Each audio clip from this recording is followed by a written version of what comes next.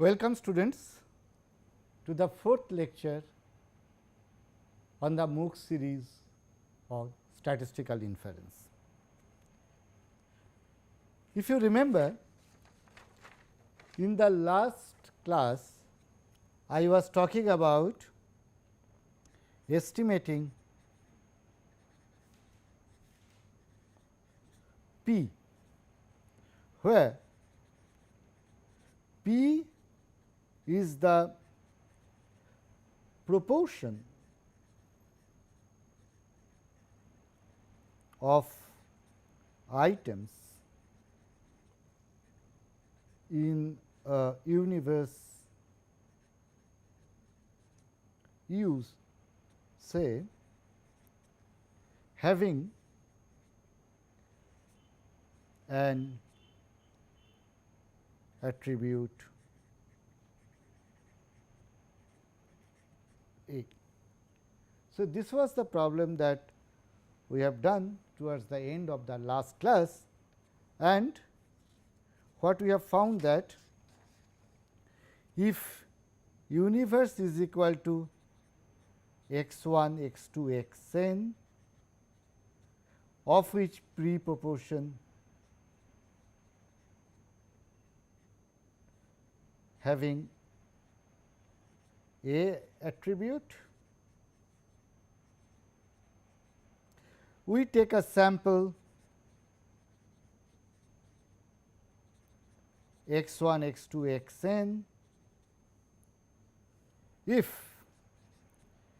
f is the sample proportion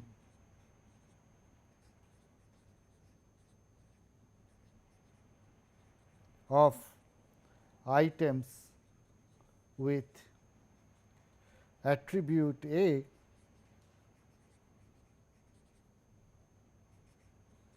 then expected value of f is equal to P. This we have found out in the last class. Today I start with that with a slightly more complicated problem.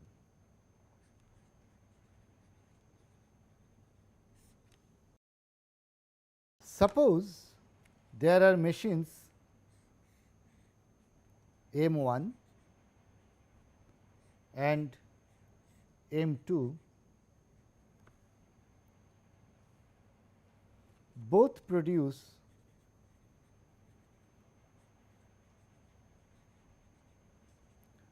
items with proportion of defectives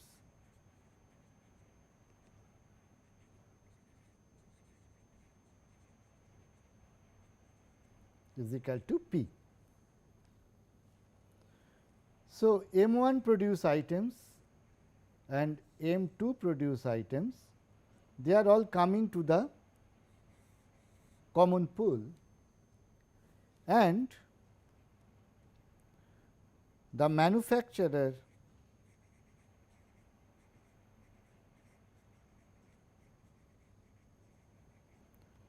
makes packets of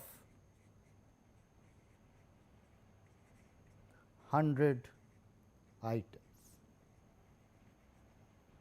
So, items being produced by machine 1 and items being produced by machine 2 are coming to the common pool.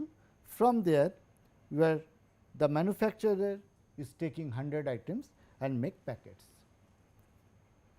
He wants to know what is the distribution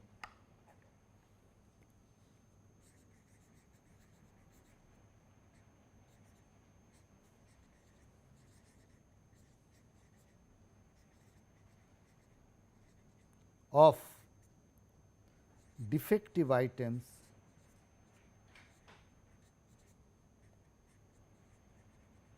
in a packet. Packet means packet of 100.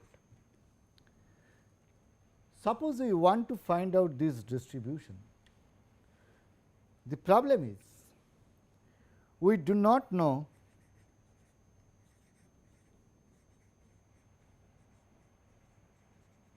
how many items are there from machine 1 and how many from machine 2. Only thing that we know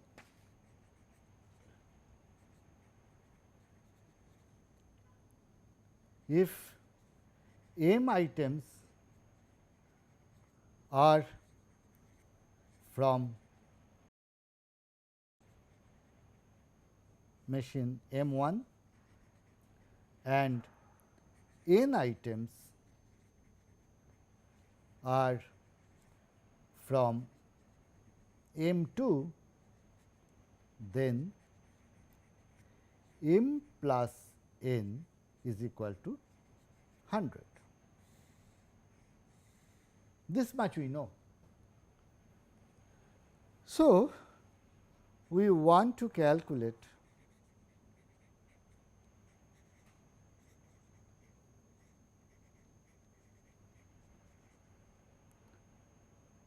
probability number of defectives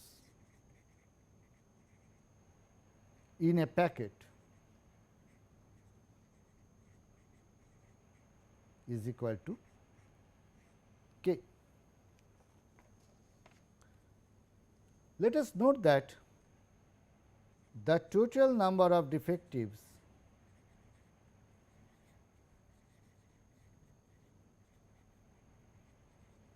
can be k in k plus 1 ways, 0 from M1 and k from M2, 1 from M1 and k minus 1 from M2 up to k from M1 and 0 from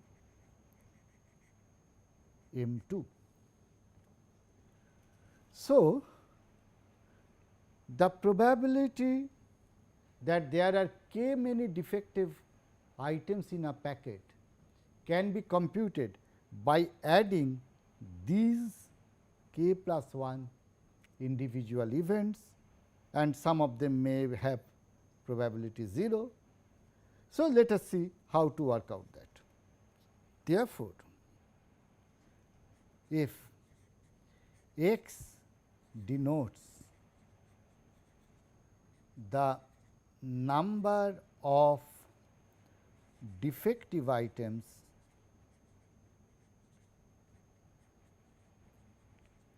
in a packet, then probability x is equal to k is number of ways of choosing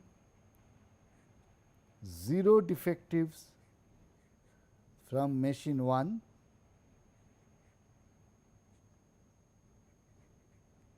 into number of ways of choosing k defectives from machine 2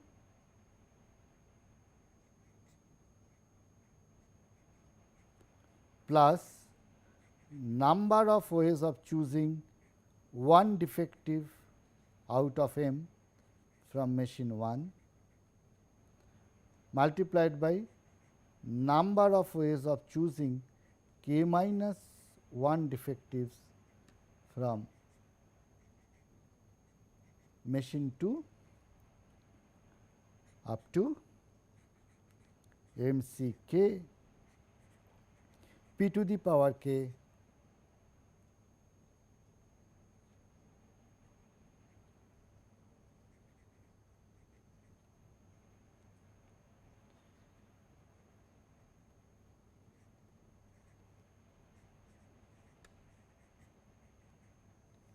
This we can write it as sigma x is equal to 0 to k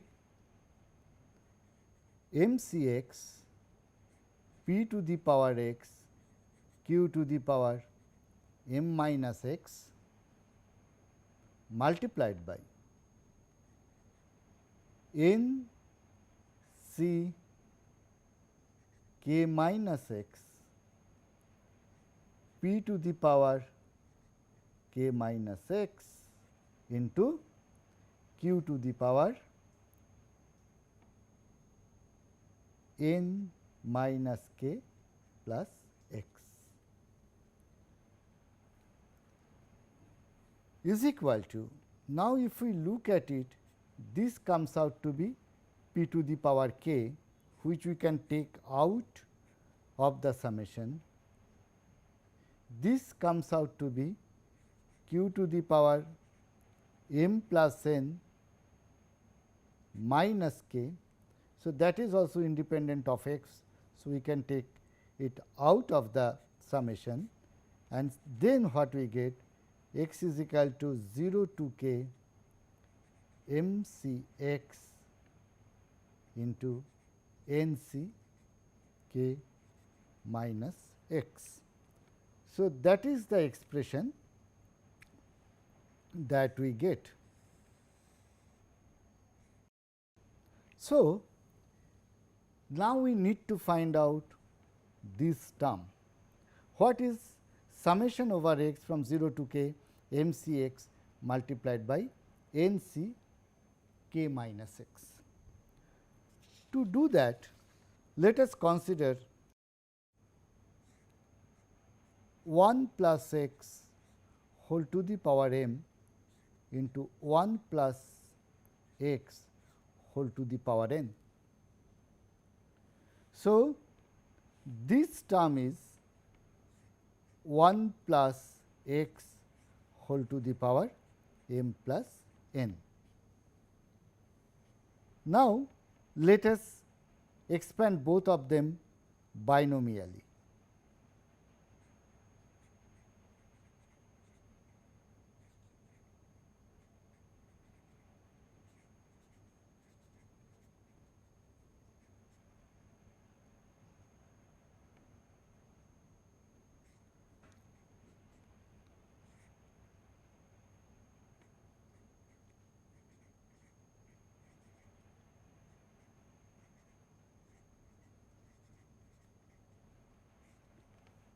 Therefore, if we consider the power of x to the power 0 here, which is m c 0, and multiply it with the power of x to the power k here, that is n c k, plus m c 1 into power of x to the power k minus 1 here, which is n c k minus 1, and like that power of the coefficient of x to the power k multiplied by the coefficient of x to the power 0 here. So, that is what we are getting as m c k multiplied by n c 0. So, this is precisely the summation that we are talking about. If you look at it, it is m c 0 into n c k plus m c 1 into n c k minus 1 up to m c k into n c 0. So, this is the summation that we get, and what it is. So, this is coef of x to the power k in 1 plus x whole to the power m plus n. Therefore, m plus n c k is equal to m c 0 into n c k plus m c 1 into n c k minus 1 plus up to m c k into NC 0. Therefore, the final probability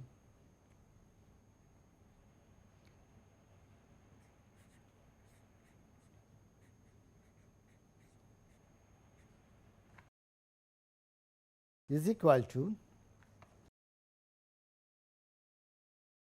so this was the term that we have obtained. Therefore, final of probability x is equal to k is equal to m plus n c k multiplied by p to the power k q to the power m plus n minus k. Since m plus n is constant equal to 100, we can write it as 100 c k p to the power k q to the power 100 minus k, and this is true for k is equal to 0, 1 up to 100. Therefore, what we get?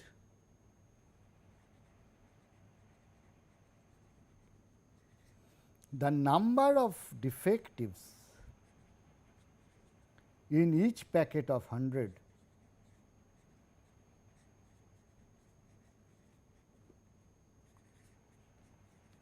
follow binomial with 100 p.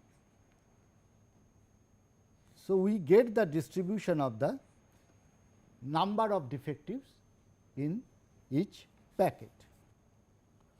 Thus, we observe the following.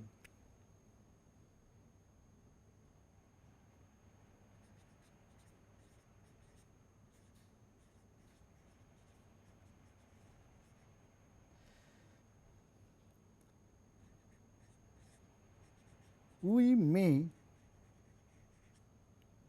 need to infer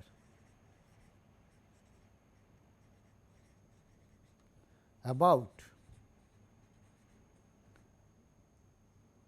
the sum of two random variables, and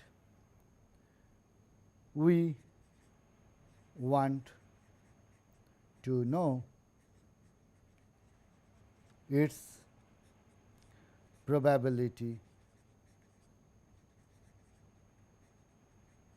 distribution.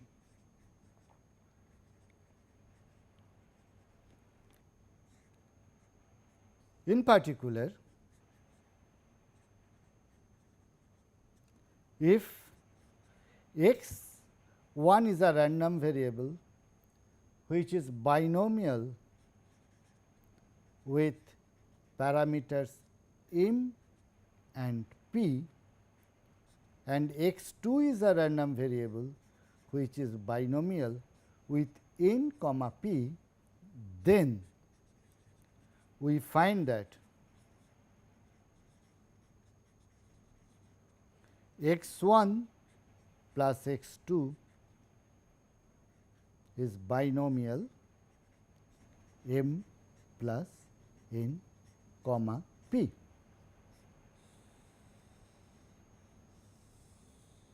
When x 1 and x 2 are independent.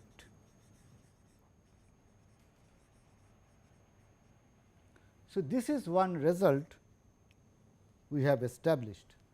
We can prove it in a slightly tricky way if we make use of moment generating function.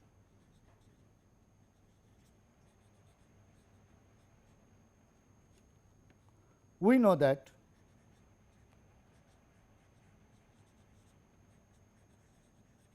if x 1 is binomial with n comma p, then MGF of x 1 is equal to, if you remember in the first class I have given you the formula. It is q plus p e to the power t whole to the power n. Similarly, if x 2 follows binomial with m comma p, then mgf of x 2 at t is equal to q plus p e to the power t whole to the power m. Now, you must have seen two results in your probability class.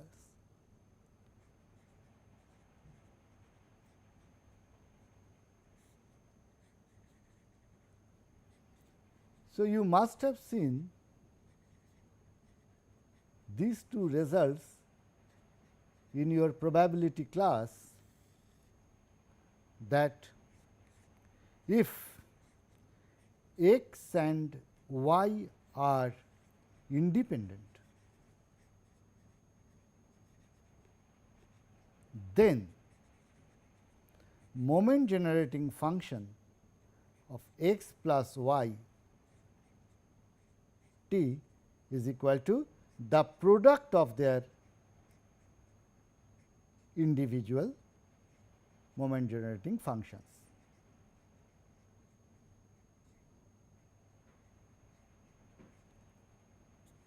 And the second result is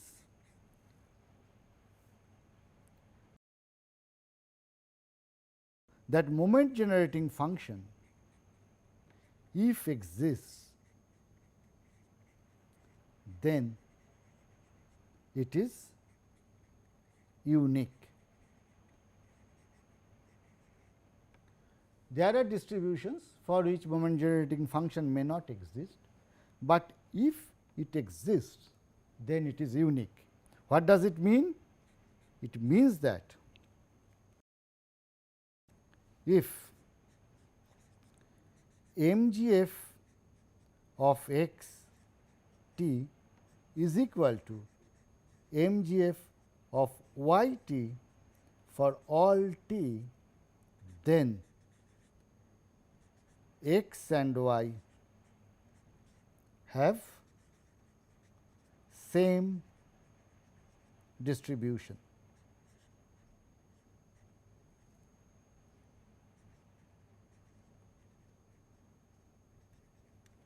That is, if x and y are two random variables having the same moment generating function for all t, then they have the same distribution.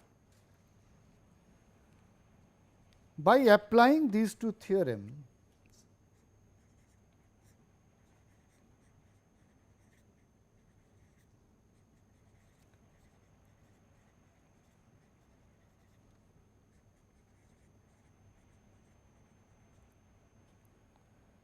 we can see that moment generating function of x 1 plus x 2 at t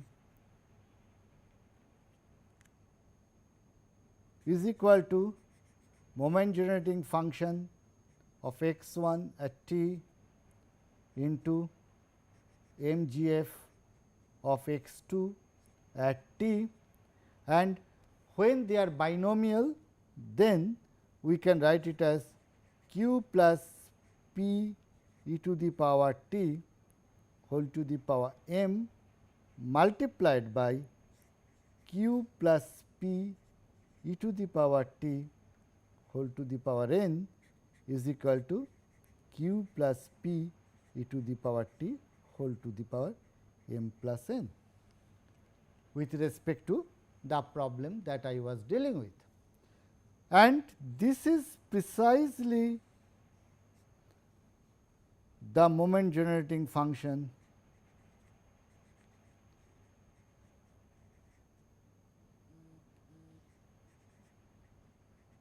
of binomial m plus n p. So, from here also we can prove that if x 1, which is a binomial random variable telling you the number of defectives in a sample M from machine M 1, and x 2 is the number of defectives in a sample size n from machine M 2, then x 1 plus x 2 will have a distribution which is binomial M plus n p. So, the results that I have shown you earlier by explicit summation can also be proved using moment generating function. Subsequently, in many examples I may use these results directly. Now, let us examine the example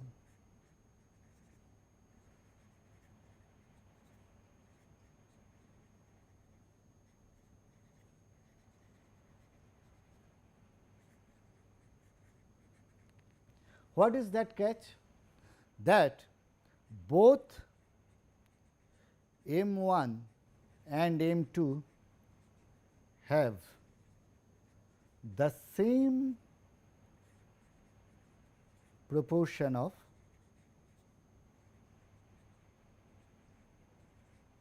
defectives. If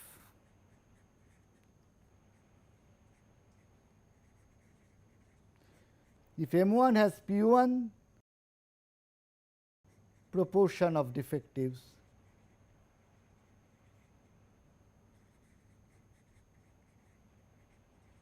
and M 2 has P 2 proportion of defectives,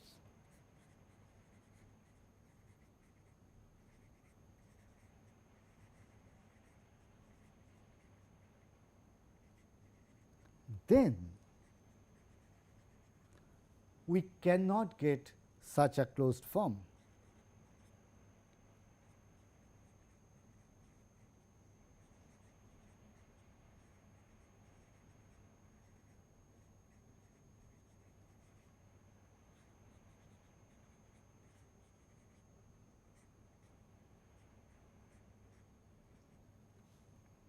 Therefore, when we deal with summation of random variables, we will try to see cases so that we can get a closed form for the distribution of the summation of the random variables. Another point is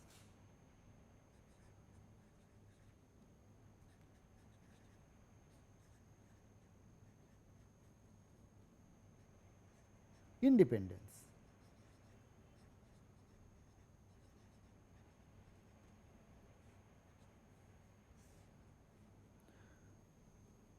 When we are collecting samples from two different machines, as we have done in the previous example, we know that they are going to be independent anyway. But suppose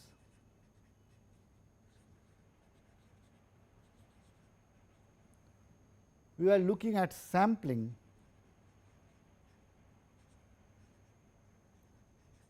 from a population.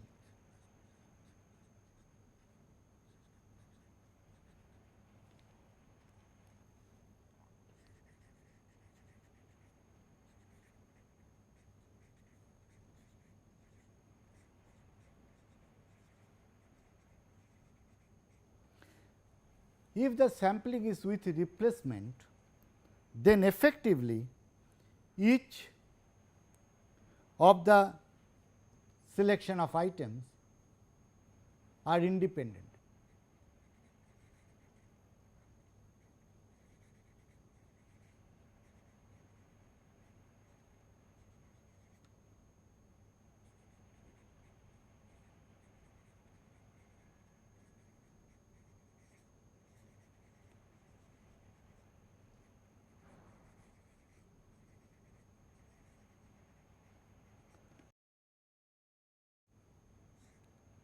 But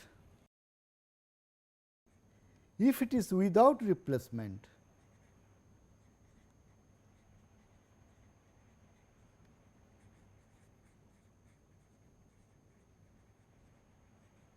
Obviously,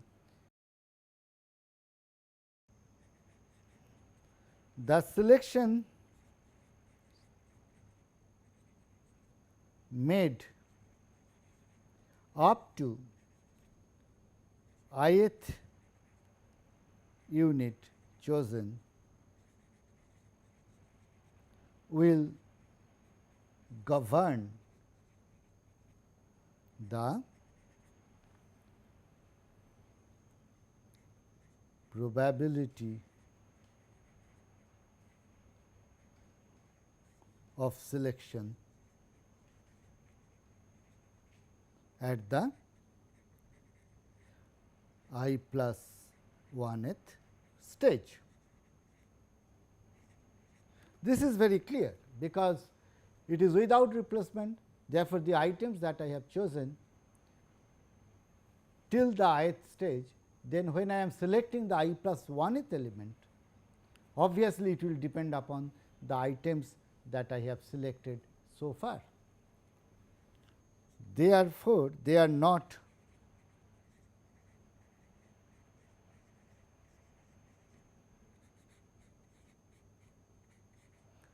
truly independent.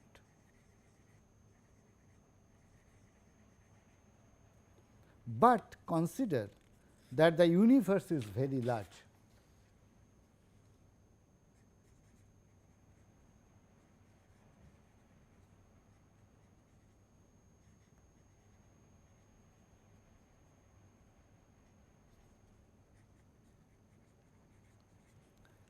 The probability of selection of a sample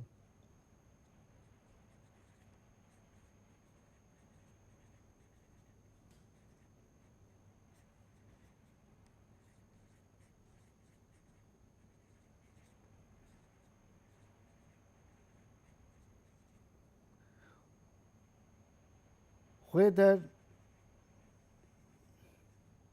with replacement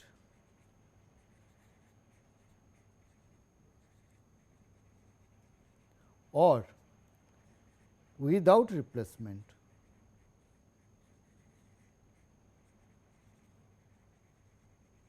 are very close.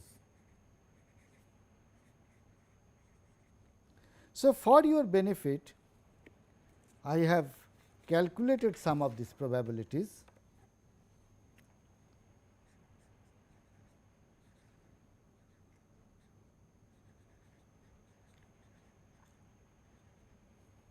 Consider n is equal to 100 and I am choosing 3 elements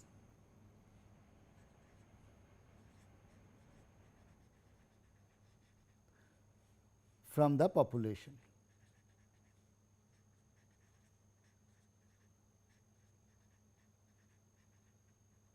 So, when n is equal to 100, under SRS WR, that is simple random sampling with replacement, the probability of a triplet is 1 by 100 into 1 by 100 into 1 by 100, which is equal to 0.000001. Under SRS WOR, this is going to be 1 by 100 into 1 by 99 into 1 by 98. This probability is going to be 0.00000103. So, if we look at their difference, we find that the difference is coming in the 7th and 8th places of decimals. Similarly, for n is equal to 50, we get SRS WR 0.000008. SRS WOR, it is going to be 0.000008.5. So, again the difference is coming at the 7th decimal place. If we make n even smaller, then what we are getting for SRS WR, this is 0.000037, and for SRS WOR, this is equal to 0.000041. So, even when the size of the population is as small as 30, we find that the probabilities are very, very close. They are differing only in the 5th decimal place. So, that tells us something. So, that tells us that if the population is even reasonably large, we may consider each sample to be taken from the population to be independent of the other samples to be taken. So, what is the advantage? The advantage is that we can use the independence of probability by multiplying the individual probabilities to obtain the probability of selection of a particular sample of size n. Another important point is that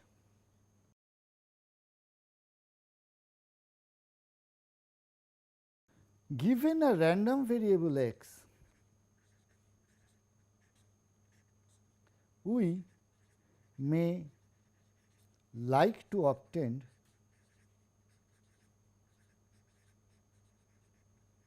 the distribution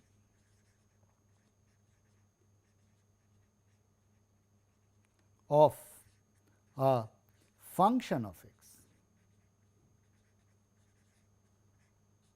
For example, x is a random variable with mean 0. Therefore, what is the variance of x? Is equal to expected value of x square.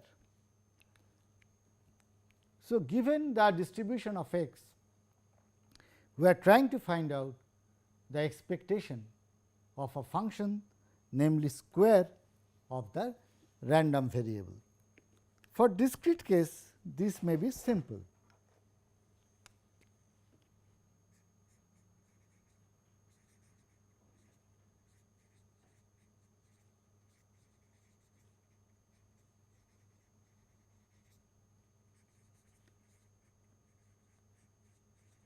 For example, consider x which takes values -2, -1, 0, 1 and 2 with probabilities 1/4, 1/4, 1/6, 1/6, 1/6. Then how is x square distributed?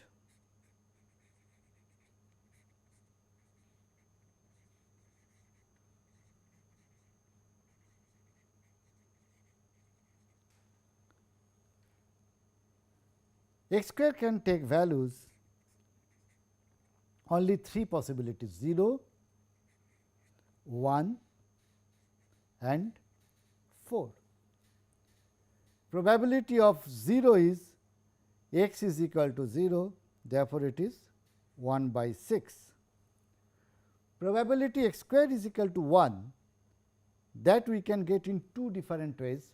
When x is minus 1, whose probability is 1 by 4, and x is plus 1, whose probability is 1 by 6. Therefore, probability x square is equal to 1 is 1 by 4 plus 1 by 6, which is equal to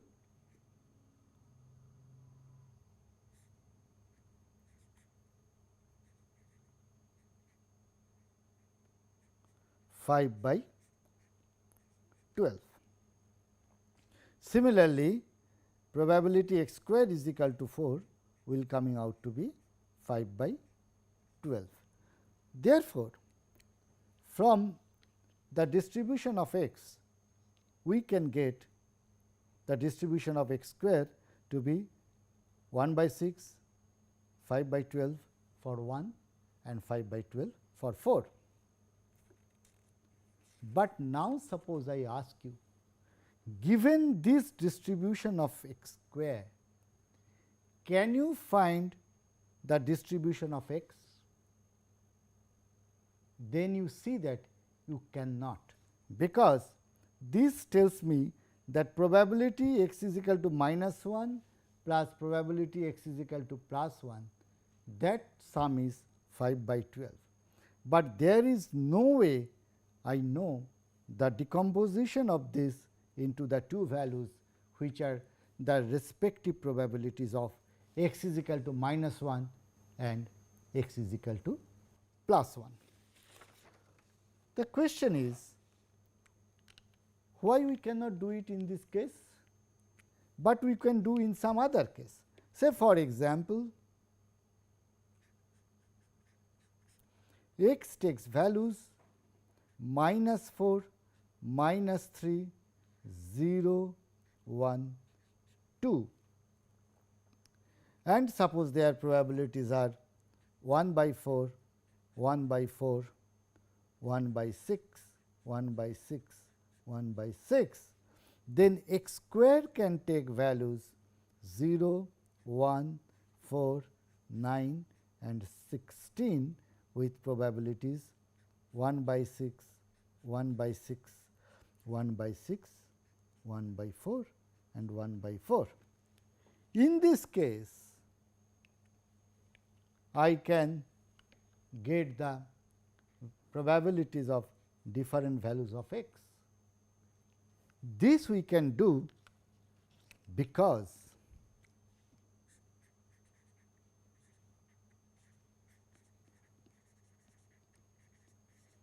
the mapping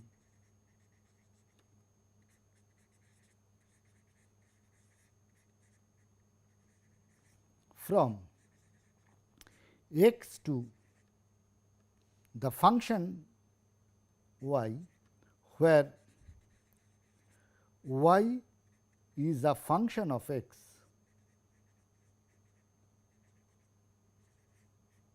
is unique.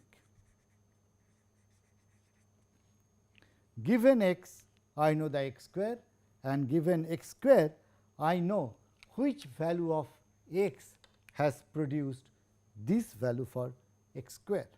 Thus, when the mapping is unique, it helps us to compute the PDF of a function h x of the random variable x from the distribution of the original random variable, namely x.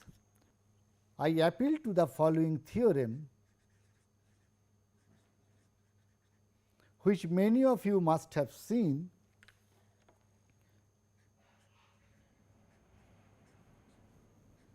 Let x be a continuous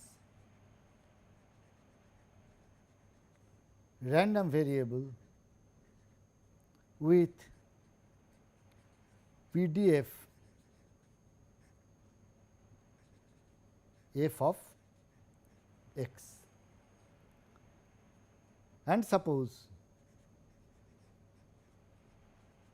f x is greater than 0, on an interval a b. Now, consider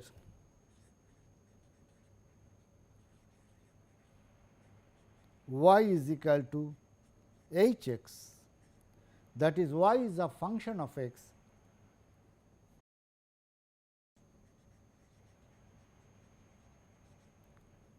x is strictly monotonic.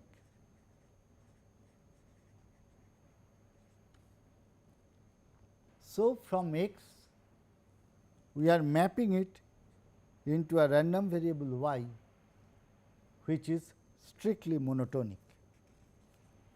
Assume h x is differentiable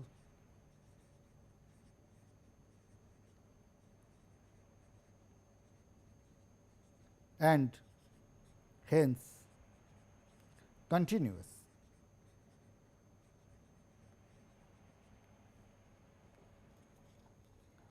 For all x. Then PDF, the probability density function of y is equal to h of x, is given by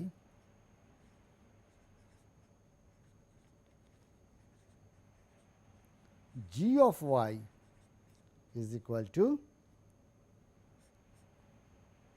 f of x multiplied by dx dy, the mod value of that expressed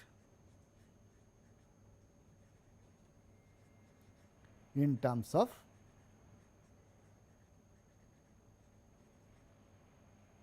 y. Now, why did we take strictly monotonic, whether increasing or decreasing? Suppose this is x and this is a strictly monotonic function of x, then given y, what is the probability that the random variable y is less than equal to a particular value y?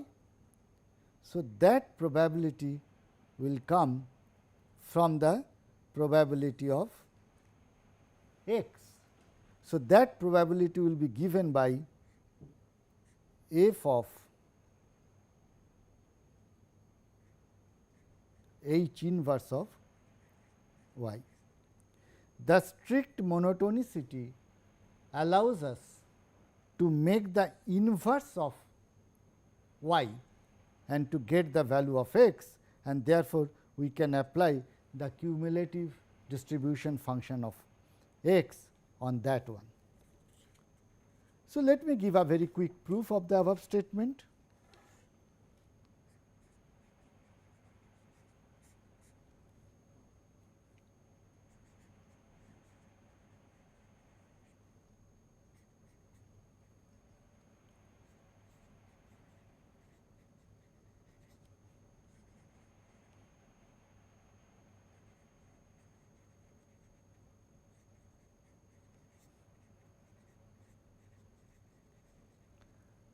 So, we have taken an increasing function.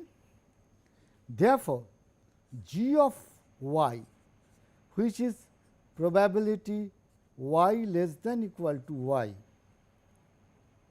is same as probability h of x less than equal to y, and since it is strictly monotonic, we can get the inverse of y uniquely, and therefore,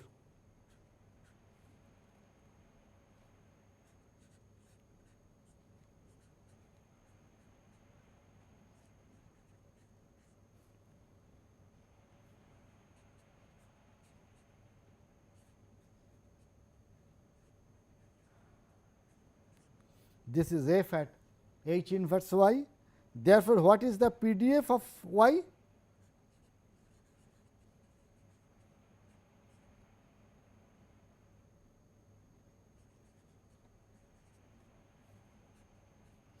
we get it by differentiating the cumulative distribution function.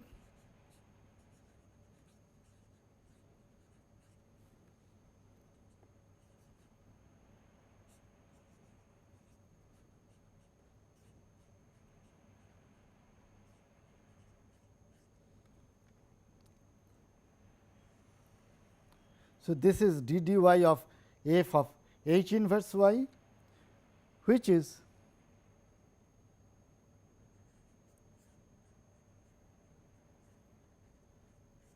multiplied by d h inverse y dy, where x is equal to h inverse y. Therefore, we get it that g of y is equal to f of x, h inverse y is equal to x into dx dy, and this we express using y. If g is monotonically decreasing,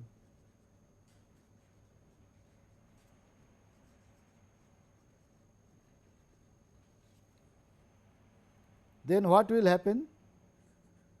G of y is equal to probability y less than equal to y is equal to probability h of x less than equal to y is equal to probability x greater than equal to h inverse y. This is because it is decreasing. Therefore, inequality will be reversed, is equal to 1 minus probability x less than equal to h inverse y is equal to 1 minus f at h inverse y. Therefore, d g y dy is equal to minus f at h inverse y, which is f into d h inverse y dy, and we know that if it is a decreasing function, then this derivative is going to be negative. Therefore, that multiplied by this minus sign will give you the modulus of the derivative, right.